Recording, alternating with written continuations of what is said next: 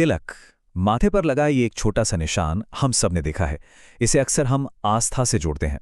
पर क्या हो अगर कोई ये कहे कि यह सिर्फ एक प्रतीक नहीं, बल्कि हमारे दिमाग को कह सकते हैं कैलिब्रेट करने का एक प्राचीन तरीका है। आइए इस सदियों पुराने रहस्य के पीछे के विज्ञान को समझने की कोशिश करते हैं। ये बात एक तरह से हमारी पूरी पड़ताल का सार है। ये हमें बता रही है कि तिलक सिर्फ एक बाहरी निशान नहीं, बल्कि हमारे नर्वस सिस्टम को सीधे तौर पर प्रभावित करने का एक तरीका हो सकता है। अब ये दावा तो बहुत बड़ा है, तो चलिए देखते हैं कि विज्ञान इस बारे में क्या कहता है।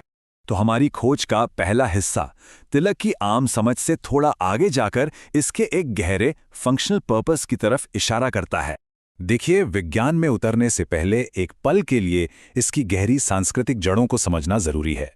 मंदिरों से लेकर घरों तक ये निशान पीढ़ियों से हमारी आस्था और पहचान का प्रतीक रहा है। तो इसी सम्मान के साथ अब हम इसके पीछे छिपे विज्ञान की परतें खोलते हैं। और यहीं से वो सवाल उठता है जो हमें सांस्कृतिक पहलू से वैज्ञानिक जांच की ओर ले जाता है। क्या इस सीधे साधे दिखने वाले काम में कोई गहरा शारीरिक रहस्य छिपा हुआ है? तो पहला बड़ा सुराग कहाँ मिलता है? ठीक यहाँ, हमारी भौहों के बीच। ये कोई यूं ही चुनी हुई जगह नहीं है। सवाल ये है कि आखिर हमारे पूर्वजों ने इसी खास पॉइंट को क्यों चुना? योग परंपरा में इस बिंदु को कहते हैं आज्ञा चक्र। इसे आप मन का कमांड सेंटर समझ सकते हैं।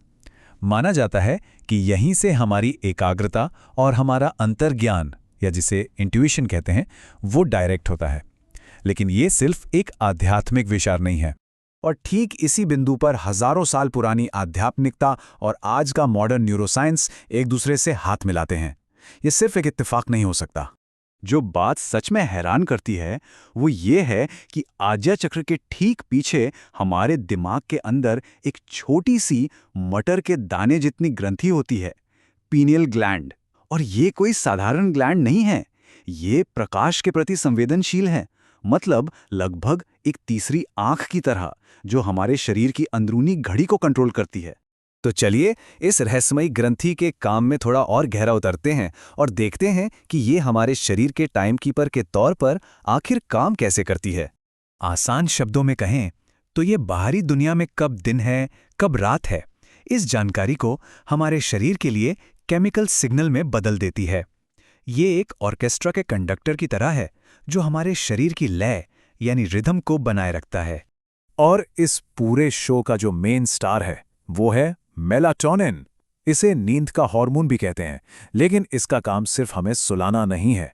यह हमारे शरीर की 24 घंटे की बायोलॉजिकल क्लॉक को सेट करता है, जो हमारे एनर्जी लेवल से लेकर हमारे मूड तक सब कुछ प्रभावित करती है। ये प्रक्रिया बहुत ही खूबसूरत और असरदार है। जैसे ही हमारी आंखें रोशनी देखती हैं, पीनियल ग्लैंड को सिग्नल मिलता है कि मेलाटोनिन का उत्पादन बंद कर दो और हम जाग जाते हैं। और जैसे ही अंधेरा होता है, इसका उत्पादन फिर से शुरू हो जाता है, जो हमें नींद के लिए तैयार करता है। तो इसका मतलब क्या है? सीधा सा मतलब है कि एक बैलेंस्ड सर्केडियन रिदम हमारी अच्छी सेहत की चाबी है। ये सिर्फ नींद और जागने का साइकिल नहीं है, बल्कि हमारे शरीर का तापमान, ब्लड प्रेशर और यहाँ तक कि हमारी मेंटल अलर्टनेस को भी कंट्रोल करता है। जब ये घड़ी बिगड़ जाती है तो हमारे शरीर का पूरा सिस्टम गड़बड़ा सकता है। ठीक है, तो अब हम जगह और टारगेट को तो समझ गए हैं। अब बात करते हैं उस पदार्थ की जो पारंपरिक रूप से तिलक के लिए इस्तेमाल होता है, और देखते हैं कि विज्ञान उसके बारे में क्या कहता है। तो सवाल ये है कि इस पीनियल ग्लैंड को प्रभावित कैसे किया जाए। यहीं पर तस्वीर में आता है चंदन। चंदन सिर्फ एक खुशबूदार लकड़ी नहीं है, ये एक प्राचीन जैव सक्रिय यानी बायोएक्टिव टूल है, जिसका इस्तेमाल सदियों से इसके ठंडे और शांत करने वाले गुणों के लिए होता आया है। और ये सिर्फ कोई पुरानी कही सुनी बात नहीं है, आज का विज्ञान भी इसकी पुष्टि कर रहा है। Journal of herb made pharmacology जैसे जाने माने पब्लिकेशंस में चंदन के गुणों पर रिसर्च छप रही है, जो साबित करती है कि ये सूजन को कम कर सकता है और कीटाणुओं से भी लड़ सकता है। यहाँ प्राचीन ज्ञान और आधुनिक विज्ञान का एक कमाल का मेल देखने को मिलता है। देखिए, एक तरफ आयुर्वेद में चंदन को शीतल यानी ठंडा और शांत करने वाला माना गया है, वहीं दूसरी तरफ आज का विज्ञान हमें बता रहा है कि इसमें एंटी इन्फ्लेमेटरी गुण हैं और ये तनाव कम कर सकता है। ये दिखाता है कि हमारे पूर्वज अनुभव से जो जानते थे, विज्ञान आज उसे साबित कर रहा है। अब वक्त आ गया है कि हम इन सभी टुकड़ों को एक साथ जोड़ें और तिलक की पूरी तस्वीर को एक परिष्कृत शारीरिक उपकरण के रूप में देखें। तो ये सब मिलकर काम कैसे करता है? जब माथे पर चंदन से हल्का दबाव डाला जाता है तो ये एक साथ दो काम करता है।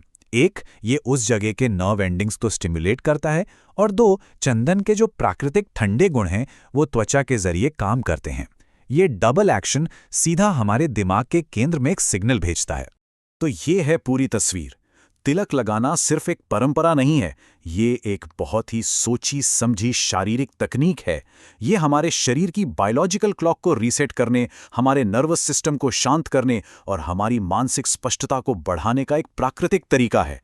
आखिर में तिलक लगाना सिर्फ एक अनुष्ठान नहीं रह जाता, ये आध्यात्मिक ज्ञान और शारीरिक विज्ञान का एक शक्तिशाली मेल है।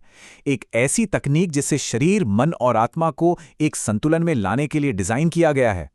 और ये हमें एक बड़े सवाल पर सोचने के लिए मजबूर करता है। अगर तिलक जैसी इतनी साधारण सी दिखने वाली प्रथा में इतना गहरा विज्ञान छिपा है, तो हमारी बाकी प्राचीन परंपराओं में और कितने रहस्य छिपे हो सकते हैं जो बस खोजे जाने का इंतजार कर रहे हैं। ये दिखाता है कि कभी-कभी सबसे गहरा ज्ञान हमारी आंखों के ठीक सामने ही होता है।